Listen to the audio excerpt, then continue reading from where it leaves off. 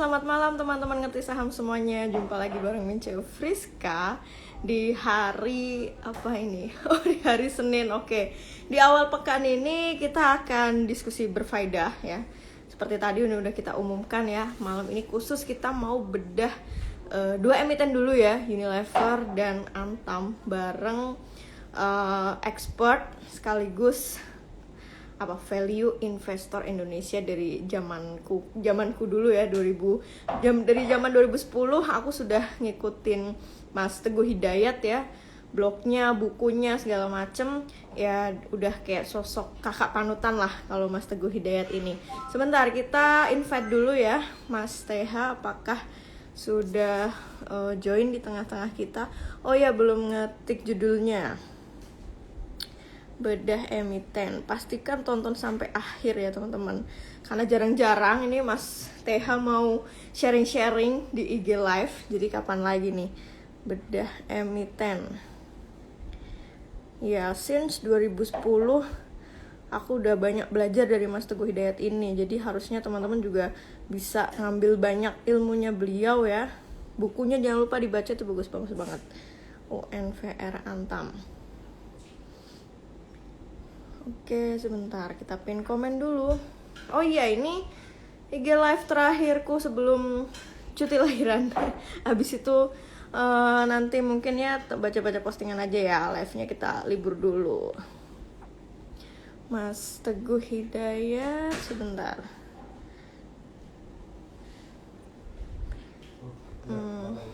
Oke, sudah join di tengah-tengah kita invite.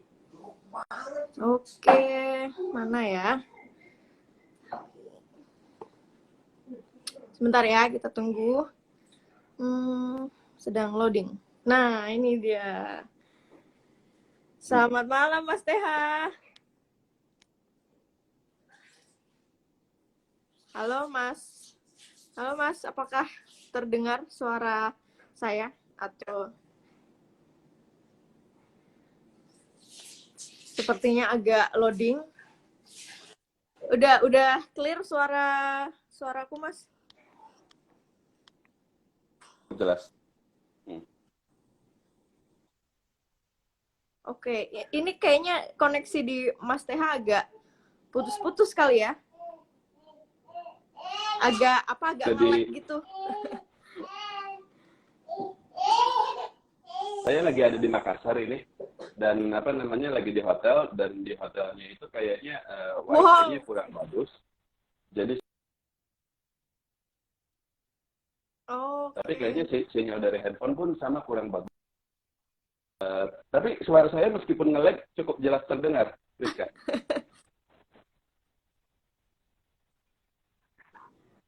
Suaranya jelas, cuma gambar iya, gambarnya agak ngelek agak muter-muter gitu, Mas TH. Iya. Tapi kalau di sini suaranya Friska dan nggak masalah sih, yang penting suaranya. Gambar Friska jelas. Oh, oke deh, oke, sip, suara nggak masalah. Gimana kabar Mas Teguh? Nih langsung melancong ke Makassar nih. Ya seperti biasa, terakhir kali saya pergi traveling itu kan bulan Januari ya, waktu itu ke Turki. Jadi kemarin saya pulang kampung ke Cirebon, nemenin ayah ibu sebentar, dan ada waktu kosong sebelum nanti bulan puasa. Kemana ya? Udahlah dulu, mau ya biasa saya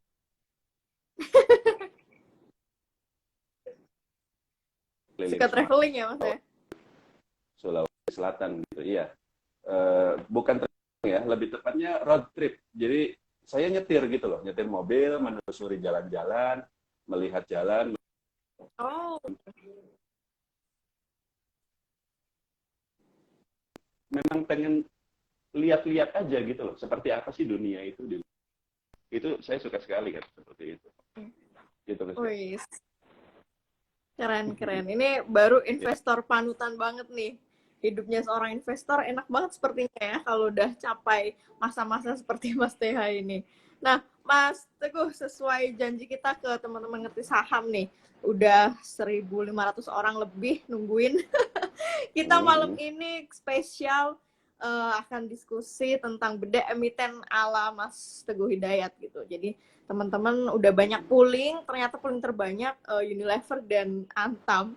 Ini mungkin karena Antam banyak banget yang nyangkut katanya.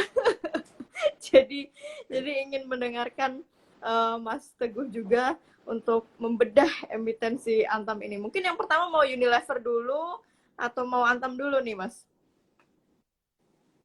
Antam dulu kita mulai. Oke, siap. Boleh. Oke, saya mulai ya. Jadi pertama kita dari Antam. Sebenarnya Antam sudah tulis sudah cukup lepas ya. Jadi saya sekarang ininya aja namanya memvisualkan gitu tulisan tersebut. Gini, Antam ini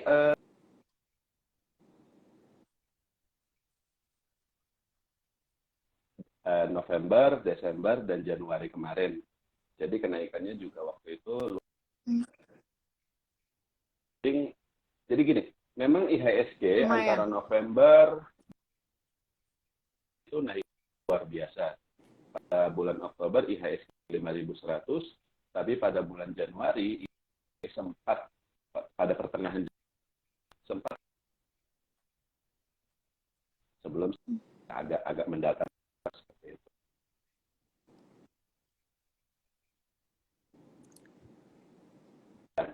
Tapi seiring dengan IHSG, saya perhatikan adalah berbeda dengan saham-saham lain yang memang naik banyak juga ketika itu ya.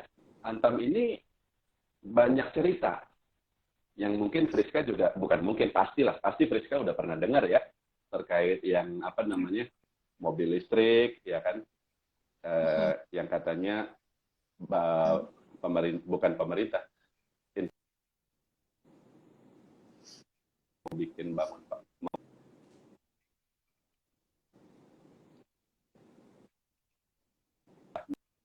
Enggak.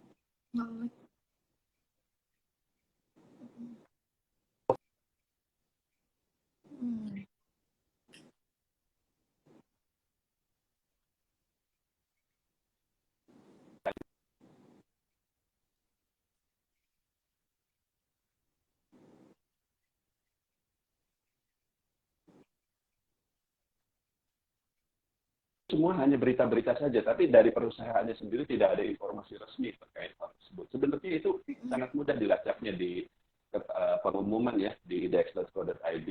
Di bagian atasnya itu ada apa namanya berita, lalu pengumuman. Nah, masuk ke situ, kata kuncinya Antam, keterbukaan informasi, search. Tidak ada informasi sama sekali terkait hal tersebut. Pembangunan pabrik baterai mobil itu tadi tidak ada. Nah, meskipun demikian, sahamnya tetap naik, ya. Meskipun istilahnya yang soal baterai mobil itu hanya rumor, sahamnya tetap naik. Dan semakin tinggi naiknya, semakin ramai rumornya bahwa ini dan mulai banyak juga yang bilang Antam ini fundamentalnya bagus segala macam. Nah, saya kemudian coba pelajari di media sosial yang menyebutkan bahwa Antam ini bagus dan segala macam. Rata-rata yang mengambil kesimpulan bahwa Antam ini bagus dan seterusnya, fundamentalnya bagus dan harganya mungkin bisa ke 5.000 dan seterusnya, informasinya itu diambil dari berita-berita, dari kata analis ini, dari kata analis itu, tapi bukan dari laporan keuangan Antam itu sendiri. Atau dari dokumen-dokumen resmi. Oke. Expose dan seterusnya. Kalau saya setiap kali mempelajari perusahaan, kan ada dokumen-dokumennya, laporan keuangan, laporan tahunan, prospektus, ya, kalau perusahaannya baru IPO, kemudian keterbukaan informasi dan seterusnya. Tapi yang dibaca oleh teman-teman yang menyimpulkan Hmm. Apa namanya, katanya fundamentalnya bagus. Bukan dokumen-dokumen itu tadi, bukan. Melainkan komentar dari eh, analis atau yang sekarang Publik. ramai disebut istilah influencer itu loh. Influencer bilang bahwa Antam Iya. ini bagus dan seterusnya. Ya. Jadi percaya saja gitu bahwa Antam ini kemudian bagus gitu ya. Nah, tapi Mm-mm.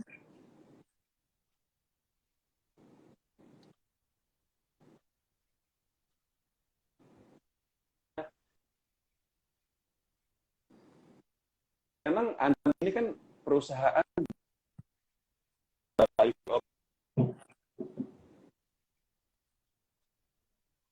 Iya. Antam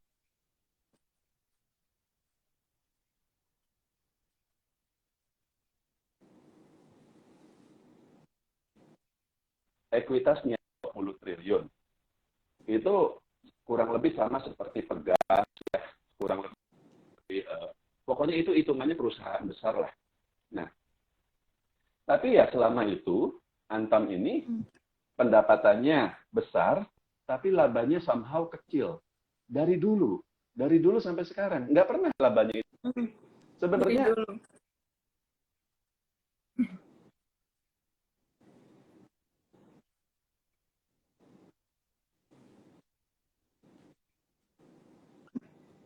Putus.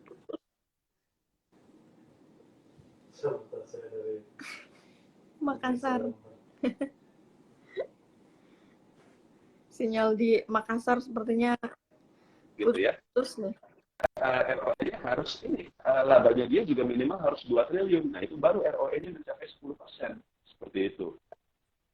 Tapi kemarin ya laba dia paling besar hanya 1 triliun saja. Jadi ROE-nya sangat kecil, 5%.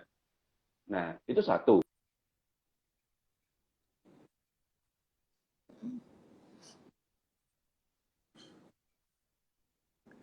Antam itu sendiri. Kenapa Antam ini naik? Karena ada cerita nikel.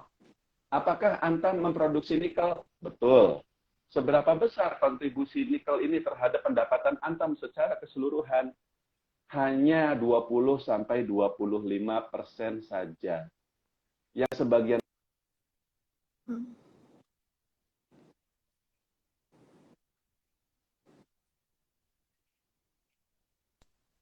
banyak kan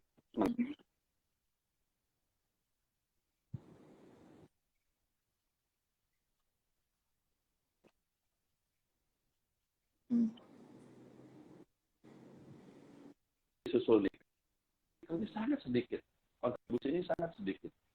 Jadi, kalaupun cerita pabrik nikel itu dikaitkan dengan Antam, kurang nyambung bermain di emas. Oke.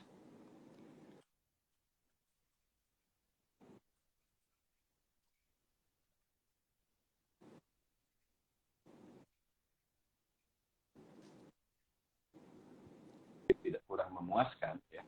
Kalau kita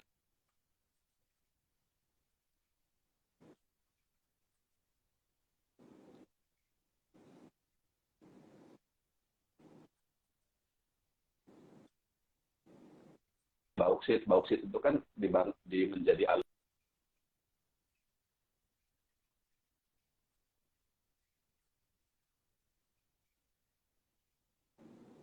lalu nanti diolah lagi menjadi logam nikel itu sendiri. Sudah beroperasi selama beberapa dekade, tapi yang diproduksi.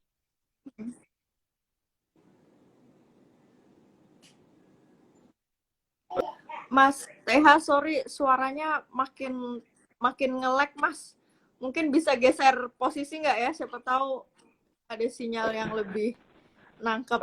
Oke, sebentar, saya juga agak bingung nih. Biasanya pinggir jendela mungkin. Iya, oke. Tapi kalau harus dipegang ya berarti goyang-goyang dong ya. Yang penting suaranya jelas, Mas, nggak apa-apa.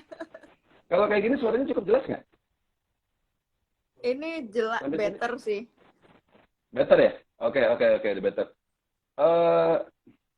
Dan tadi sampai mana ceritanya? ceritanya, Rizka? Sampai nggak ada nyambungnya sebenarnya dengan nikel apa rumor nikel dan sebagainya Oh itu. iya, iya, iya, iya. Oke, oke, oke. Oke, kalau suaranya cukup jelas saya lanjutkan ya. Jadi gini, yang kedua adalah, yang pertama itu kan kinerja historisnya Antam ini selama ini kurang bagus.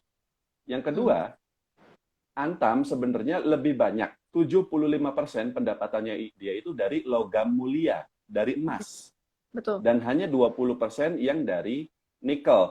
Itu pun tidak nikel yang sudah diolah, tapi baru berbentuk ferronikel Mm, yang masih harus diolah lagi menjadi logam nikel. Dan mm, Antam tidak punya smelternya. Untuk mengolah ferronikel itu menjadi logam nikel itu harus mm, membangun ini lagi, membangun apa namanya, smelter lagi yang mm, investasinya juga sangat tinggi.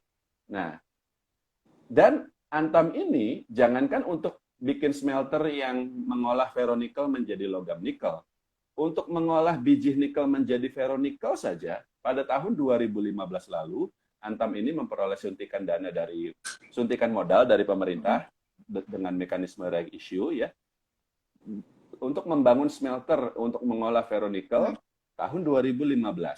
Dijadwalkan selesai tahun 2018. Sekarang sudah tahun 2021, Friska. Dan apakah smelternya sudah jadi? Ternyata belum. Belum. Saya nggak ngerti di mana masalahnya, tapi udah ngaretnya lama gitu loh. Iya. Dan ini sesuatu yang memang problem sih, nggak cuma Antam ya, memang BUMN rata-rata mungkin memang tidak semudah itu untuk Mm, membangun smelter, kita nggak tahu ya. Jadi mm, kita nggak bisa menyalahkan bagaimana juga, kan kita tidak berada di posisi mereka. Tapi betul. yang jelas adalah kenyataannya seperti itu. Jadi untuk mengolah ferronikel saja itu sulit sekali. Untuk Mm, menambah kapasitas ferronikel saja itu sulit sekali dilakukan oleh Antam itu. Antam. Nah, dan yang terakhir ya balik lagi ya. Jadi apa namanya? Berbagai macam cerita bahwa pabrik baterai listrik dan seterusnya. Saya pelajari lagi asalnya ini dari si mas-mas ganteng yang punya Tesla itu, yang suka nulis di Twitter itu, tahu kan Elon Musk itu, Iya. ya kan? Ini kayak kalau saya pelajari ya, ini orang nih kayak bersenang-senang gitu loh. Kayak apa ya? Kayak iseng aja gitu nulis gitu apa gitu, tapi dia ngomong apa orang percaya. Orang percaya. Padahal mungkin dia nggak serius. Padahal mungkin dia Iya. tidak apa ya. Tapi ya namanya orang terkenal, namanya dia kan juga salah satu orang terkaya di dunia, ya kan? Mm, Elon Musk ini gitu kan, jenius dia dan segala macam lah, dijuluki sebagai Iron Man juga kan seperti itu. mm. Dia ngomong apa semua orang percaya. Tapi sejak awal ya saya lihat ini kayaknya cuma bercanda aja ini. Nggak taunya bener kan? Iya. Kemudian dikasih tahu katanya bikin pabriknya bukan di Indonesia, tapi di mana, Friska? Iya. Di Iya. India. Aduh, kacau saya bilang. Jadi udah gitu dibilang lagi, kayaknya dia pernah ngomong kayak gini. Kita mau bikin pabrik baterai lithium, kayaknya kalau nikel susah lah, nikel mahal. Mendingan pakai besi aja. Wah, udah ya sudah selesai. Kabur. Nah, jadi ya saya yakin lah apa namanya Elon Musk nggak akan main-main sama saham Antamnya, enggak lah. Dia terlalu besar untuk goreng-goreng saham seperti itu. Tapi yang jelas ya kayak kena prank gitu loh. Mm-mm. Jadi apa yang dikatakan Elon Musk itu sejak awal memang sudah saya prediksi sebenarnya, bahwa sejak awal dia cuma bercanda seperti itu. Dan ya ketika sekarang dia bilang katanya mau bangun di India, itu juga belum tentu benar, belum tentu. Iya. Itu cuma ngomong doang gitu. Nah, tapi setelah kita simpulkan semuanya, Friska, Mm, satu, Antam kinerja di masa lalu tidak bagus. mm-mm. Kedua, sebenarnya dia bukan nikel tapi Mm. emas. Ketiga, terkait sebenarnya doang kita jahit-jahit semuanya ya kesimpulannya Friska udah ngerti lah ya. Jadi apa namanya? Jangankan ketika Antam sudah di 2000, 3000, ketika dia masih di 1500 pun, ya sebenarnya sayang sekali sahamnya tidak menarik secara fundamental. Kalaupun dia naik tinggi karena isu nikel atau apapun, dan kita nggak tahu ya, sebenarnya bisa aja loh, kalau tiba-tiba Elon Musk ini bilang bahwa nggak jadi di India, balik lagi aja ke Indonesia bikin pabriknya gitu. Itu bisa terbang lagi loh sahamnya itu gitu loh. Tapi kan itu kita nggak tahu kan saya nggak kenal sama Elon Musk. Saya nggak bisa memprediksi hal-hal seperti itu gimana caranya. Iya. Nah, tapi intinya ya mohon maaf gitu. Jadi apa namanya kepada teman-teman yang mungkin pegang Antam, kalau saya sendiri sih tidak rekomen. Eventually dia akan kembali ke harganya yang seharusnya dan menurut saya itu ya masih di bawah harganya dia saat ini. Pelan-pelan ya, nggak terlalu banyak ya. Dari 3.000 sekarang 2.000 sekian, karena IHSG-nya juga masih stabil di 6.000 sekian. Tapi kalau misalnya IHSG turun atau apapun itu, ya turunnya bisa lumayan. Karena sekarang cerita apa lagi yang bisa ngangkat gitu? Tidak ada. Soal nikel itu juga sudah mentah gitu sebenarnya. Kurang lebih seperti itu, Friska, untuk Antam. Oke, jadi sebenarnya fenomena Antam ini bisa kita simpulkan ya karena rumor dan sebagainya gitu ya, Mas TH ya, bukan karena benar-benar fundamentalnya gitu. Iya. Tapi saya tidak gini ya. Jadi kita tahu bahwa dalam setahun terakhir itu kan banyak sekali pemain baru, investor newbie di pasar modal dengan pengalaman kurang dari 1 tahun. Kalau kita berharap mereka langsung bisa baca laporan keuangan dan seterusnya, ya agak susah. Saya juga perlu waktu bertahun-tahun untuk bisa belajar laporan keuangan dan seterusnya. Jadi mereka ya hanya lihat berita saja. Beritanya yang tentang Antam rame, ya sudah mereka masuk. Tapi ya, saya kira justru di situ pelajarannya lah. Jadi apa namanya, untuk kedepannya teman-teman bisa kemudian kalau dengar cerita tentang perusahaan apapun, dibilang menarik segala macam, dan akan selalu ada loh. Nanti setelah Antam ini nanti ada saham apa lagi, ya kan? Yang diterbang-terbang karena ada cerita. Ya termasuk yang lagi rame itu kan, yang bank digital itu, atau apapun itulah gitu. Nanti abis cerita bank digital nanti ada lagi, akan selalu ada seperti itu. Nah, itu kata kuncinya adalah saham apapun yang lagi rame, lihat langsung laporan keuangannya, untung atau enggak sih, itu aja. Dan kalau dibilang prospeknya bagus segala macam, ya pelajari lagi. Apakah memang perusahaan itu ada rencana kerja, ada beneran rencana bikin pabrik baterai mobil kalau kaitannya sama Antam tadi ya. Nah, tapi waktu saya pelajari Antam itu nggak ada cerita, nggak ada rencana seperti itu, nggak ada. Kurang lebih seperti itu sih tipsnya, Rizka. Sekarang kita ke saham berikutnya ya. Oke. Jadi kalau bisa kita simpulkan ya, mostly teman-teman yang nyangkut di Antam saat ini karena mereka pemula, mungkin jadi lebih nggak rasional ya dalam mengambil keputusan atau eksekusi membeli sebuah saham. Jadinya ya FOMO, ikut-ikutan gara-gara rumor ini. Padahal di laporan keuangannya pun nggak ada, belum disebutkan apa istilahnya tuh kerjasama dan lain-lainnya seperti yang diberitakan di publik gitu ya, Mas TH ya. Nah, iya. Oke, seru-seru. Nah, ini gak sabar lanjut nih Mas di saham berikutnya. Ini menarik juga ya, soalnya aku juga kepo nih terkait Unilever, Mas TH, turun terus. Oke, langsung aja ya Friska, kita ke Unilever. Nah, kalau untuk Unilever sih ya beda lah ceritanya. Ini memang saham favorit saya dari dulu. Dan terus terang aja kalau saya masuk ke Unilever selama ini hasilnya selalu profit sih. Selama beberapa tahun ini ya. Cuman saya sendiri saat ini tidak sedang memegang dan belum ada rencana untuk masuk. Nah, kenapa? Gini, sebenarnya Friska dan juga teman-teman ya, Unilever ini dia itu kan perusahaan consumer goods ya, produksi ya kita semua pasti tahu lah, pasta gigi, sabun mandi, shampoo, segala macam, es krim dan seterusnya. Dan kinerjanya selama ini juga sangat bukan bagus lagi, tapi benar-benar eksepsional. Satu-satunya yang ROE-nya di atas 100%. Perusahaan lain nggak ada yang seperti itu. Dan dividen kemudian dividennya 100%, kemudian semua produk-produknya itu merupakan market leader di bidangnya masing-masing. Jadi untuk sabun itu ya Lifebuoy nomor 1, untuk shampoo Clear nomor 1, pembersih lantai itu nomor 1 dan seterusnya. Unilever semuanya seperti itu. Nah, kemudian pada tahun 2020 lalu ya, kita tahu bahwa Indonesia dilanda resesi.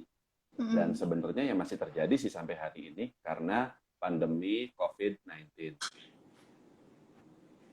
Pada bulan Maret, Friska juga saya yakin masih ingat, pasar crash. Yeah. IHSG turun dengan sangat cepat dari 6 ribuan itu sampai tembus di bawah 4 ribu pada bulan Maret itu. Dan semua saham tidak terkecuali Unilever ikut turun. Nah, tapi coba lihat lagi chartnya itu ya. Ketika ya, bulan April Mei IHSG-nya naik lagi ya, bukan karena waktu itu orang sudah optimis dengan krisisnya, bukan. Waktu itu orang masih vaksin belum ditemukan dan segala macam. Jadi sebenarnya belum ada kejelasan soal kapan resesinya akan berakhir sebenarnya pada bulan April dan Mei 2020. Bisa dibilang waktu itu resesinya justru baru dimulai. Nah, tapi ketika saham-saham yang lain, sebut saja BNI, BRI, BCA, pada jeblok pada bulan Maret itu, bulan April dan Mei-nya itu BRI contohnya, BRI itu dari awal tahun 2020 sampai bulan Maret itu dia crash dari 4.500 sampai sekitar 2.000-an. Dan memasuki bulan April, Mei sempat naik, tapi habis itu turun lagi, Friska. Turun lagi ke 2.200-an. Jadi posisinya sampai bulan Mei itu, BRI tetap turun sekitar 50% dari posisinya dia di awal tahun 2020 ketika belum terjadi pandemi. Tapi Unilever berbeda. Pada bulan April dan Mei, meskipun pada bulan Maretnya dia turun, pada bulan April dan Mei tiba-tiba saja dia sudah di 8 ribuan lagi. Saham-saham yang lain masih pada turun semua, tapi pada bulan Mei 2020, Unilever sudah kembali ke posisi dia sebelum pandemi. Seolah-olah perusahaan Unilever ini tidak ada masalah. Dan kenapa dia naiknya cepat sendiri? Karena investor melihat bahwa ketika terjadi resesi, semua sektor, termasuk perbankan, pasti terkena dampak negatifnya. Makanya BRI, BNI, dan belum termasuk perusahaan-perusahaan dari saham-saham yang kecil-kecil ya. Astra sih perusahaan besar, tapi maksudnya perusahaan yang kecil-kecil, konstruksi, segala macam, jeblok semua. Nah, Unilever, nggak cuma Unilever waktu itu, ada Gudang Garam, ada Kalbe Farma, kemudian ICBP, itu udah pada naik duluan. Intinya consumer goods. Consumer goods itu sahamnya pada bulan April, Mei 2020, ketika saham-saham yang lain masih pada jeblok, mereka sudah naik lagi. Sudah tinggi lagi. Kenapa? Itu tadi. Karena investor berkeyakinan. Meskipun sektor-sektor yang lain akan bubar semua, istilahnya gitu ya, karena resesi, tapi kinerja Unilever dan kawan-kawan akan tetap bagus. Karena mau krisis seperti apapun, ya orang tetap butuh mandi, orang tetap butuh sikat gigi, dan seterusnya. Tapi, ketika laporan keuangan Unilever akhirnya keluar untuk tahun 2020 itu, apa yang terjadi? Ternyata labanya Unilever turun. Nah, itu yang tidak sesuai dengan ekspektasi investor. Investor berpikir bahwa kalau BRI labanya turun, wajar. Astra labanya turun, wajar. Tapi Unilever kan consumer good, kok turun juga gitu. Nah, sedangkan di sisi lain sahamnya udah naik lagi. Itulah yang kemudian mengawali penurunannya yang pelan-pelan itu. Sampai hari ini. Jadi, kalau dibilang turun sih sebenarnya kalau kita lihatnya dari awal tahun ya, turunnya dia itu tidak terlalu dalam sebenarnya. Tapi kalau dihitungnya dari bulan Mei. Juni 2020, turunnya kelihatannya dalam. Kenapa? Karena investor kecewa. Kecewa karena Unilever tidak menghasilkan kinerja sesuai harapan seperti layaknya perusahaan consumer goods. Nah, dan eh, dan kenapa dia istilahnya turunnya pelan-pelan? Ya, karena sebenarnya yang jual ya katakanlah tidak semua orang, masih banyak orang lain yang juga percaya bahwa dia itu apa namanya prospeknya masih bagus, fundamentalnya masih bagus dan seterusnya. Masalahnya, selama laba Unilever masih tampak turun, ya sahamnya belum akan naik dulu. Karena sekali lagi yang diharapkan investor adalah kinerja perusahaan harus recover. Itu satu. Yang kedua, ketika antara bulan Juni sampai Desember 2020, jadi semester 2 2020, itu kan IHSG pelan-pelan naik lagi. Dari 4.500 ke 5.000, ke 5.500, sampai sekarang sudah di atas 6.000. Ketika IHSG naiknya setinggi itu, ada banyak saham-saham lain yang naiknya jauh lebih tinggi dibanding Unilever. Unilever sejak awal identik dengan saham jangka panjang. Saham jangka panjang artinya kenaikannya tidak akan terlalu tinggi dalam jangka pendek, tidak akan. Jadi kalau kita ngarepnya sebulan 2 bulan ya jangan harap profit 10%, apalagi sampai 100%, susah dari Unilever tuh. Nah, sedangkan, ya itu tadi, antara Juni sampai Desember, ada banyak pilihan saham lain yang tampak lebih menarik, karena naiknya juga lebih tinggi. Contohnya apa? Ya Antam itu tadi. Tapi Antam kan tidak sendirian. Yang terbang-terbang itu yang pada konstruksi terbang, ya kan?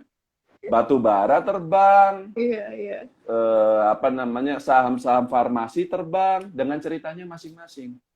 Unilever nggak ada cerita apa-apa, nggak ada istilahnya analis ataupun influencer yang mempromosikan Unilever ini, tidak ada. Padahal dan ditambah lagi kenyataannya adalah labanya turun ketika semua orang berpikir harusnya di tahun 2020 itu labanya dia naik. Itulah kombinasi dari hal-hal itulah yang akhirnya membuat Unilever ini terus turun. Tapi di sisi lain, Priska, kita tahu BRI yang sempat turun sekarang udah di 4.000-an lagi. BCA sama. Telkom juga sempat di bawah 3.000, ya sekarang udah 3.400-an lagi. Astra juga udah mulai naik dan seterusnya. Unilever masih di bawah. PR-nya berapa sekarang? Udah di bawah 40 kali, sekitar 30 kali sekian lah, 30 kali sekian. Secara historis itu udah murah sebenarnya.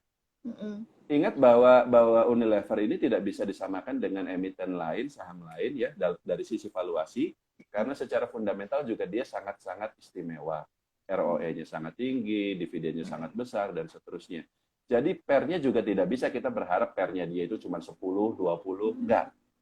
Tapi 30 kali itu, atau bahkan di bawah itu udah cukup murah. Karena selama ini biasanya PER-nya dia itu di atas 40 kali. Seperti itu.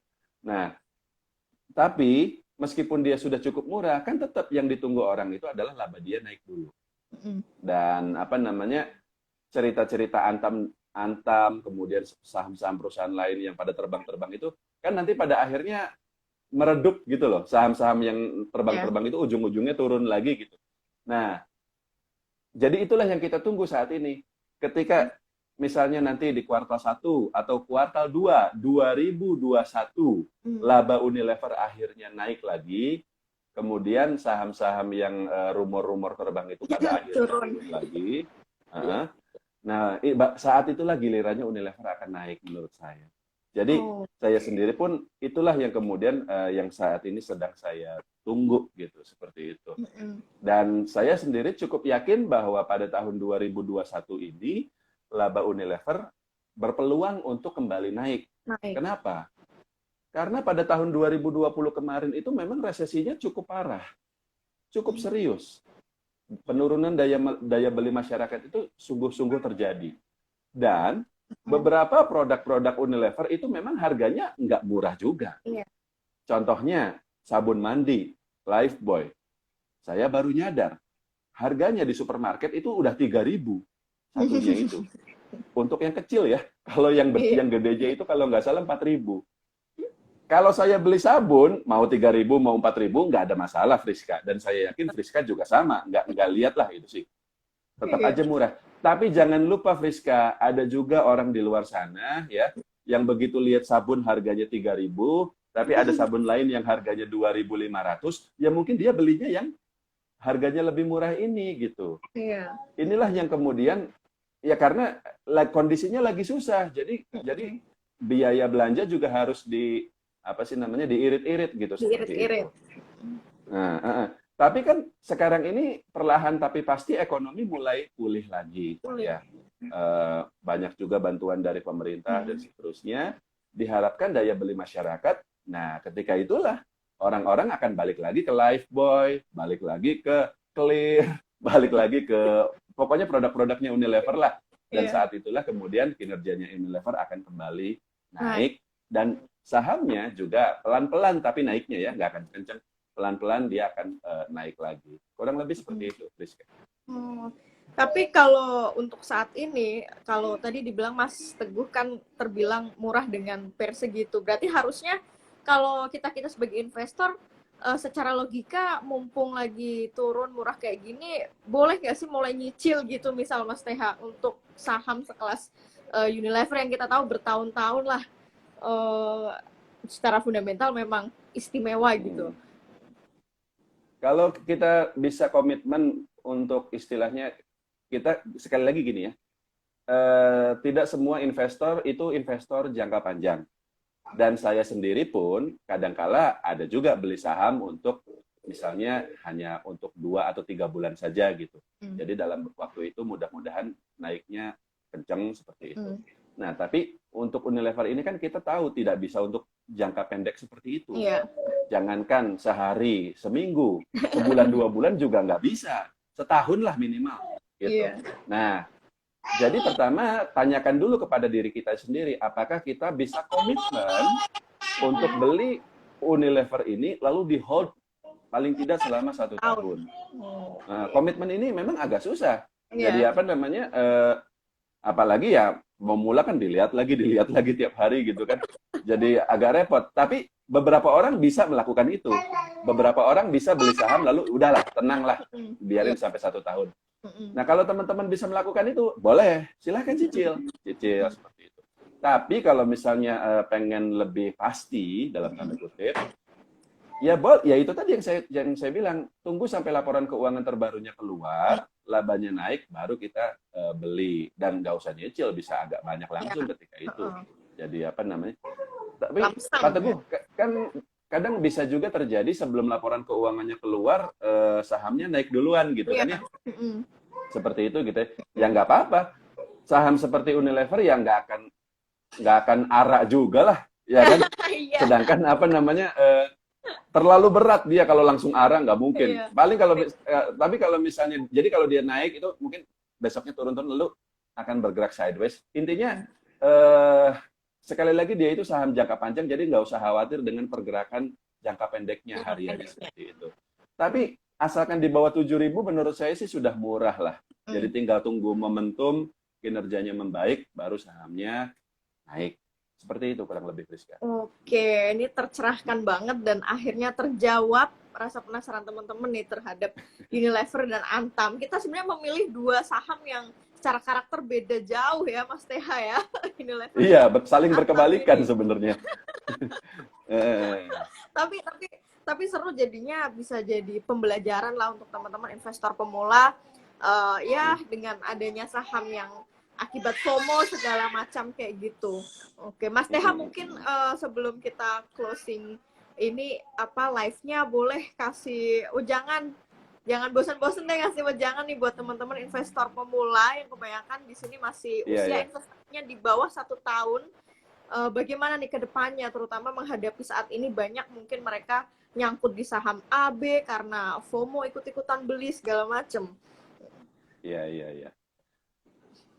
Sebenarnya ini nasihat yang juga sudah sering saya sampaikan ya. Jadi 1 tahun pertama itu suka tidak suka, mau tidak mau akan banyak hal-hal seperti ini.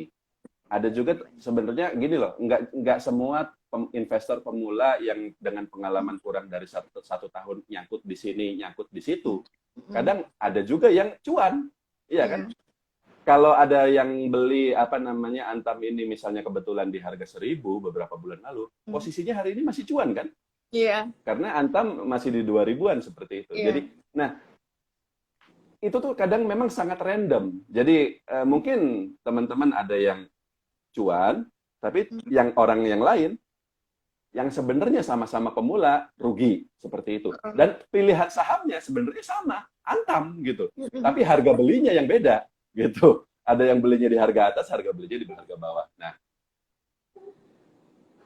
jadi sebenarnya tapi ada tapinya.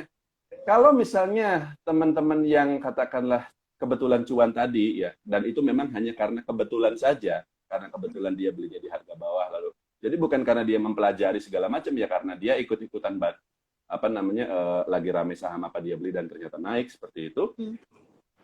Kalau dia tidak akan terus beruntung seperti itu. Pada akhirnya kalau misalnya dia selalu pakai cara yang sama itu artinya ya cuma beli saham karena ikut-ikutan gitu ya, bukan karena analisa dan segala macam. Sewaktu-waktu pasti akan kejeblos juga gitu. Entah itu di saham apa seperti itu gitu. Nah, di sisi lain untuk teman-teman yang katakanlah sekarang ini kejeblos entah itu di Antam ataupun di saham-saham yang lain, karena yang terbang-terbang kan banyak sekali Friska sebenarnya sepanjang beberapa bulan ini ya. Mungkin ada aja gitu orang yang teman-teman yang pegang Inaf tapi di harga 6.000 misalnya, mungkin ada aja kan. Sekarang sahamnya udah turun seperti itu. Nah, tapi itu bisa diperbaiki. Diperbaikinya bagaimana? Ya kita belajar lagi. Kita apa namanya? Saya selalu ngomong bahwa biaya terbesar dari belajar investasi saham ya itu bukan dikatakanlah kalau kita ikut kelas seminar atau segala macam. Actually yang free seperti kita sekarang bikin live ini enggak ya baik dan enggak gitu seperti banyak yang gratis dan juga berkualitas sebenarnya. Nah, tapi ya itu, jadi investasi biaya terbesar dari belajar investasi saham itu ya bukan kalau kita beli buku, bukan kalau kita ikut seminar, tapi apa? Tapi kalau kita menderita kerugian-kerugian seperti itu, kerugian dari apa namanya Antam atau saham lain, ya termasuk Unilever, mungkin ada juga teman-teman yang nyangkut kan. Tapi ya saya katakan kalau Unilever pada harga 8.000 ya memang mahal, tapi kalau di sekarang sih dia udah relatif murah lah. Nah, tapi biasanya kalau kita udah sekali kena seperti itu ya, udah sekali kena nyangkut atau rugi di saham apapun, keinginan untuk belajarnya itu terpacu gitu loh. Saya tidak mau kayak gini lagi gitu loh. Saya tidak mau kena FOMO lagi. Bener. Dan karena kita terpacu, kemudian kita belajar segala macam. Nah, percaya sama saya di masa yang akan datang hasilnya akan sangat luar biasa. Ketika kita belajar pelan-pelan, ya nanti lama-lama ya kita nggak FOMO lagi, kita nggak ikut-ikutan hype lagi, tapi kita ada perhitungan semuanya dan seterusnya. Saya juga sama dulu ya, ada ikut-ikutan segala macam, tapi setelah kemudian pelan-pelan ngerti caranya, begini, baca laporan keuangan caranya begini, menghitung valuasi saham caranya begitu, dan seterusnya. So far, so good. Selama beberapa tahun terakhir ini, ya tidak selalu untung, tapi ada juga rugi-ruginya, tapi jauh lebih banyak yang profitnya. Dan yang paling penting adalah saham apapun yang kita pegangnya tenang, santai. Karena kita tahu perusahaannya bagus. Kenapa kita tahu? Karena kita pelajari laporan keuangan dan seterusnya. Bukan karena dengerin omongan orang saja. Bukan karena istilahnya pom-pom ya, bukan karena pom-pom gitu, tapi karena kita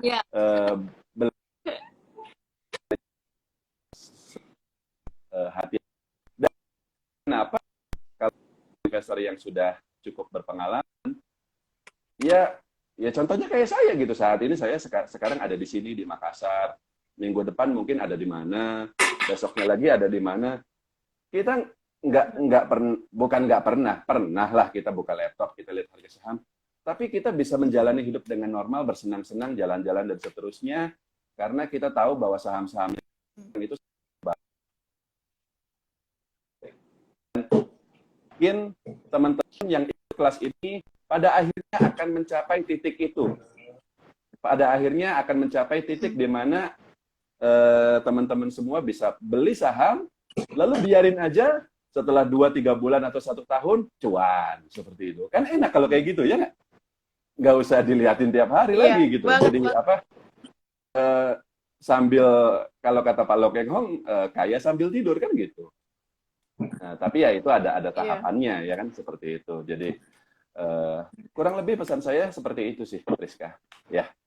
Oke, ini luar biasa wejangan dan banyak insight-nya.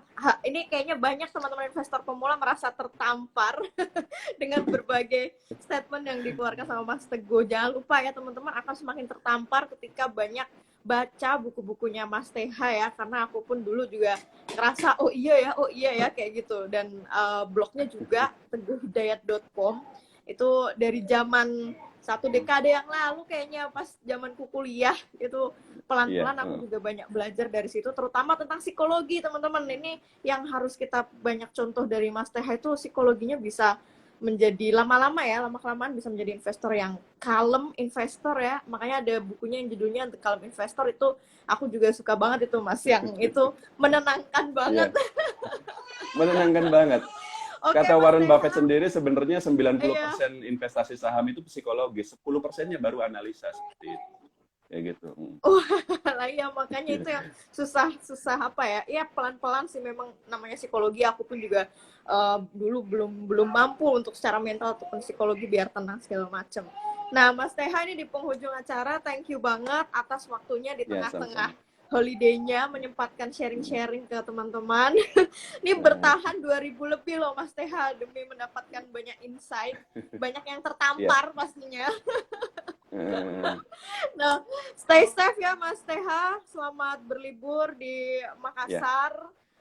Nanti next time kita akan live lagi dengan pastinya topik-topik yang lebih menarik lagi bareng Mas TH. Siap Mas TH ya? Ya, siap. Oke, terima kasih Ya, Mas TH. Bye. Thank you juga semua teman-teman Ngerti Saham. Bye.